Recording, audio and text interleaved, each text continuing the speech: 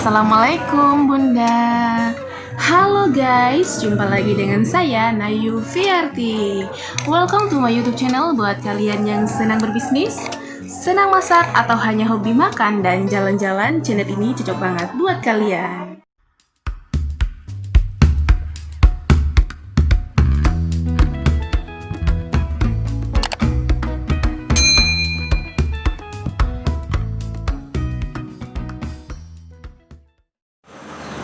Nah, di video kali ini tuh saya bakalan membahas tentang tips-tips sukses menjalankan bisnis sembako.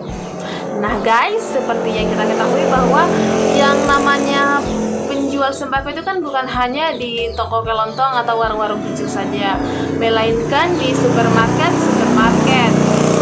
Dan keberadaan supermarket ini secara perlahan itu bisa menggerus eksistensi toko-toko kecil.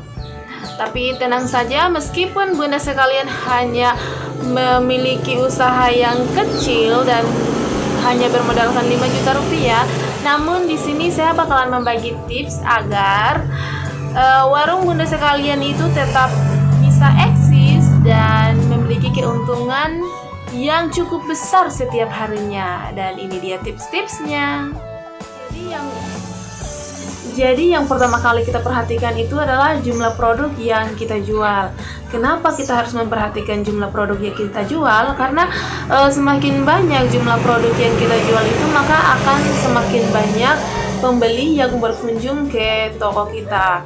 Dan yang perlu diperhatikan juga adalah kita harus mencari produk-produk yang laku keras di kalangan masyarakat, misalkan seperti rokok,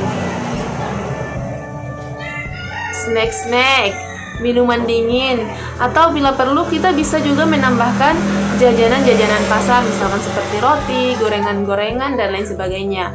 Meskipun di sini kita mengetahui bahwa yang namanya toko sembako itu pasti komoditas utamanya adalah sembako, misalkan seperti beras, minyak, dan lain sebagainya. Nah, yang perlu kita perhatikan kedua adalah menghiasi warung sembako kita semenarik mungkin.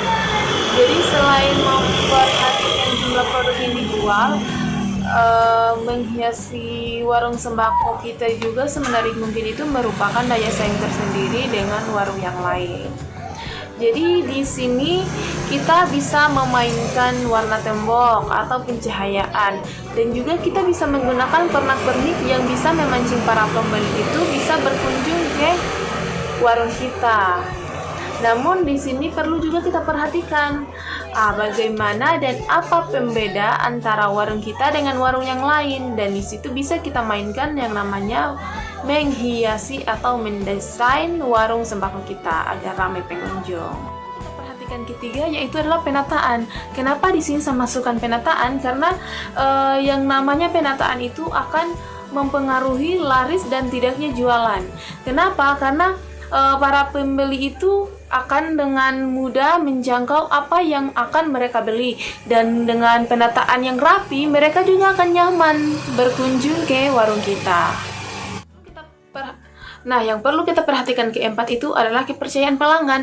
Kenapa di sini saya masukkan kepercayaan pelanggan? Karena yang namanya toko kelontong atau warung-warung kecil itu kan berada di pedesaan, sehingga di sini yang datang berkunjung itu adalah masyarakat setempat.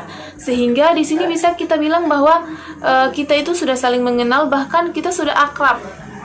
Jadi di sini kita harus menjaga kepercayaan mereka agar mereka itu selalu datang berkunjung ke warung kita, dan caranya itu gampang banget. Kita harus ramah kepada mereka, murah senyum, dan juga selalu mengucapkan terima kasih.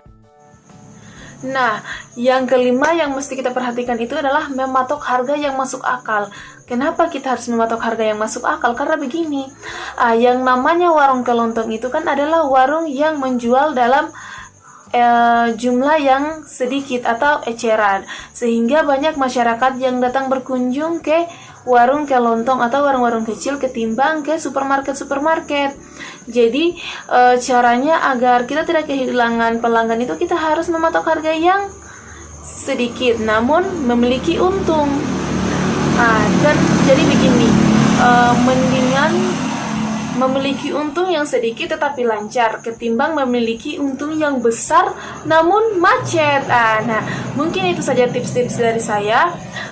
Bagi teman-teman yang belum subscribe, agak segera di subscribe. Dan buat teman-teman yang sudah subscribe, mohon di like, komen, dan share juga ya ke teman-temannya, agar saya bisa bersemangat lagi membuat video-video terbaru. Bye-bye.